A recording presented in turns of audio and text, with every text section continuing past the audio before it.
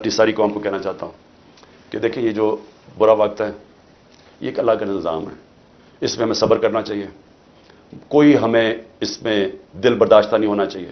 قوموں کی زندگیوں میں یہ مشکل وقت آتے ہیں اور کئی میرے لوگ بہت مشکلوں سے گزر رہے ہیں، لیکن باقی ساری قوم کو میں ایک چیز کہنا چاہتا ہوں، اپنے ذہن میں ڈال لیں کہ اس طرح کی غلامی، یہ شذیدیت، اس طرح کی غلامی کو قبول کرنے سے بہتر ہے مر جاؤ۔ اللہ نے آزادی کو کیوں اتنا بڑا رتبہ دیا ہے؟ کیوں جو انسان اپنی آزادی کے لیے لڑتا ہے اللہ نے اور مرتا ہے تو اس کو شہید کہتا ہے، اور جو بچتا ہے اس کو غازی کہتا ہے۔ پیغمبروں کے بعد شہید کا سب سے بڑا رتبہ ہے، کیوں ہے؟ کیونکہ اللہ نے آپ کو بتایا ہے کہ انسان آزاد میں نے پیدا کیا ہے، لا الہ الا اللہ۔ وہ کسی انسان کی غلامی کے لیے نہیں، اس نے ہمیں پیدا کیا۔ یہ جو ہمیں غلامی کروا رہے ہیں کہ پکڑ کے جناب دبا کے گلا دبا کے اور کہیں کہ جناب میں تحریک انصاف چھوڑ رہا ہوں، اس لیے نہیں پیدا کیا۔ اور قوم جب ظلم کے سامنے سر جھکا دیتی ہے، خوف کے بت کے سامنے جھک جاتی ہے، وہ قوم تباہ ہو جاتی ہے۔ اس لیے حوصلہ رکھنا ہے۔ آگ کا کپتان جب تک اس کے اندر خون ہے وہ کھڑا ہے، آخری گیند تک لڑنے والا کیپٹن ہے آپ کا۔ ہار ماننے کا سوال پیدا ہی نہیں ہوتا۔ جو بھی یہ کریں گے میں اس کے لیے تیار ہوں۔ میرے پاکستانیوں، اس وقت میرے گھر کے ارد گرد جو انٹرنیٹ ہے وہ کاٹ دیا گیا ہے، تو میں یہ امید رکھتا ہوں کہ آپ کے پاس یہ جو آج میں آپ سے بات چیت کرنا چاہتا ہوں یہ آپ تک پہنچ جائے۔ مقصد اس کا صرف یہ ہے کہ آج کل میڈیا مکمل طور پہ کنٹرول کر لیا گیا، اور ایک ہی جو ہمارے پاس راستہ ہے سوشل میڈیا، اس کو کنٹرول کرنے کے لیے میرے گھر سارا انٹرنیٹ کاٹ دیا تاکہ میں کسی بھی طرح آپ تک اپنا پیغام نہ پہنچا سکوں۔ تو میں کوشش کروں گا کہ آپ تک میری بات چیت پہنچائے۔ دیکھیں، سب سے پہلے میں نے جس طرح کی بربریت، بلکہ میں اس کو کہوں گا یزیدیت، جو آج کل یزید کا، آج کل کے یزید جس طرح کی ظلم تحریک انصاف کے لوگوں کے اوپر کیا جا رہا ہے، پتہ نہیں، مجھے لوگ کہتے تھے کہ شاید ضیاء الحق کے زمانے میں پیپلز پارٹی کے لوگوں سے ایسا ظلم ہوا، اور تھوڑے سے لوگوں سے، اتنے لوگوں سے تو کبھی ہوا ہی نہیں ہے ظلم۔ اس وقت 10,000 سے زیادہ ہمارے کارکنوں کو جیلوں میں ڈالا ہوا ہے، اور میں آپ کو یہ بتا دوں کہ اتنی مشکل حالات ہیں آج۔ آپ نے گرمی دیکھی ہے، گرمی کی انتہا ہے آج۔ چھوٹے چھوٹے پنجروں میں ان کو بند کیا ہوا ہے، کھانا ان کو صحیح نہیں مل رہا، پانی وہ ترستے ہیں وہاں، وکیلوں کو ملنے نہیں دیتے، کئی جگہ ہمارے وکیل ہی نہیں وہاں پہنچ سکتے، اور ان کو جس طرح یعنی کہ کوئی غیر ملک دشمن ہے اس طرح رکھا ہوا ہے۔ بلکہ غیر ملک دشمن بھی پرزنرز آف وار کے بھی حقوق ہوتے ہیں، یہاں تو صرف ان کو ایک کہ فائدہ اٹھاتے ہوئے جو کور کمانڈر کا گھر جلایا گیا، اس کا فائدہ اٹھاتے ہوئے پہلے سے پلان بنا ہوا تھا۔ اور میرا جس وقت بھی، یہ میں آپ کو بتا دوں، جس وقت بھی اس کے اوپر انویسٹیگیشن ہوگی یہ ثابت ہو جائے گا کہ یہ پری پلان تھا سب کچھ۔ سو اس لیے اس کے فائدہ اٹھاتے ہوئے ایک ایسا کریک ڈاؤن ہے جو میں نے پاکستان کی تاریخ میں کبھی نہیں دیکھا۔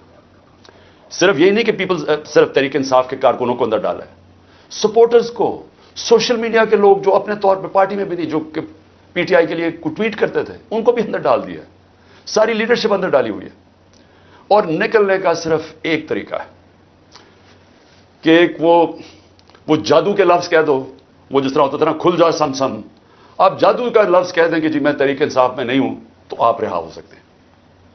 یعنی یہ مذاق ہو رہا ہے ہمارے ملک کے ساتھ۔ کسی بھی دور کے اندر میں نے یہ نہیں دیکھا کہ صرف اور صرف آپ کے اوپر، اگر آپ نہیں کہتے کہ میں تحریک انصاف میں ہوں تو آپ کے اوپر ظلم ہوں گے، تشدد ہوگا، آپ کو اس جگہ اس طرح کی گرمی کے اندر آپ کو دڑبوں میں بند کر دیں گے۔ لیکن جب آپ یہ کہیں گے کہ میں تحریک انصاف چھوڑ رہا ہوں تو سب کچھ ٹھیک ہو جائے گا، آپ کے سارے گناہ معاف ہو جائیں گے۔ اور پھر مجھے جو حیرت ہے آج کہ کوئی ہیومن رائٹس کی آوازیں نہیں نکل رہی ہیں۔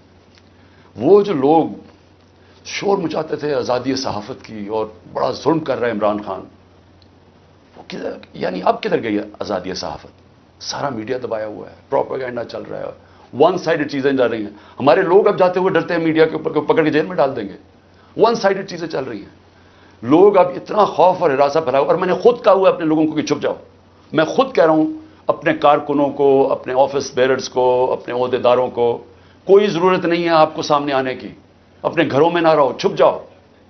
کیونکہ یہ جو اندھیری رات ہے، یہ جو رات میں سب سے زیادہ اندھیرا ہے، یہ زیادہ دیر نہیں چلتا. اور اللہ قرآن میں کہتا ہے کہ اس کو جو سب سے زیادہ چیز پسند ہے، مشکل وقت میں صبر کرنا. صبر کریں. مجھے پوری طرح احساس ہے کہ آپ کے اوپر کیا گزر رہی ہے، لیکن جو مجھے افسوس ہے کہ ہمارے کوئی بھی ہیومن رائٹس کے جو لوگ ہیں، وہ ڈر ڈر کے کوئی ایک آدھ بیان آ جاتا ہے. اور پھر میں صحافیوں کو کہوں گا، میں سمجھتا تھا کہ ہمارے صحافی بڑے پرو ڈیموکریسی ہیں. چلے جی، میرے بڑے خلاف ہوں گے، لیکن ڈیموکریسی کے لیے تو ساتھ ہے. تو وہ یہ جو تماشا ہے، یہ کیسے دیکھ رہے ہیں؟ کیا ان کا کوئی ضمیر نہیں جاگ رہا؟ کیا جب انہوں نے شیرین مزاری سے جو ہوا اور جو اس نے پھر آخر میں جا کے پارٹی چھوڑی، کیا ان کو کوئی دل میں آواز نہیں کوئی آئی کہ یہ اس سے بڑا ظلم کیا ہو سکتا ہے ایک معاشرے پہ؟ کوئی آپ کو یہ لگا نہیں؟ جو عورتوں کی تنظیمیں ہیں، جو عورتوں کے حقوق کے اوپر بات کرتی ہیں، کہ ایک ایسی عورت جو بیوہ، والدہ اس کی بیوہ، بیٹی ایک جو اس کا دھیان رکھ رہی ہے، جو بلڈ پریشر کی مریض، اس سے جو انہوں نے کیا ہے اس گرمی کے اندر، کبھی ایک جیل میں لے کے جائیں، اس کے بعد ادھر سے نکال کے دوسرے جیل میں لے جائیں، ادھر عدالت اس کو ضمانت دے، کوئی اور کیس میں پکڑ کے لے جائیں، گجرات لے گئے اس گرمی کے اندر. تو بلڈ پریشر کی شیرین، ہمیں پتہ ہے اس کی صحت نے یہ اجازت ہی نہیں دینا تھا. میں نے تو شکر کیا کہ اس نے اس ظلم سے اپنے آپ کو بچانے کے لیے اس نے پارٹی سے ریزائن کیا. لیکن کس کو نقصان ہوا؟ پاکستان کی پالیٹکس کو نقصان ہوا. شیرین ہماری ٹاپ پارلیمنٹیرین تھی. میری کیبنٹ کے اندر وہ منسٹر تھی جو جس طرح وہ پڑھ لکھ کے ایک ایک ایشو کے اوپر آتی تھی، کوئی اور کیبنٹ منسٹر، ایک ہماری ڈاکٹر ثانیہ تھی، یہ اتنی محنت کر کے کبھی کیبنٹ میٹنگ میں نہیں آئی جو شیرین آتی تھی. اس کے علاوہ سارے اس کے دشمن بھی جانتے ہیں کہ وہ ایک محب وطن پاکستانی، وہ کبھی بھی اینٹی پاکستان کا نہیں سوچ سکتی تھی. شیرین مزاری جان دے لیکن وہ ایک پاکستانی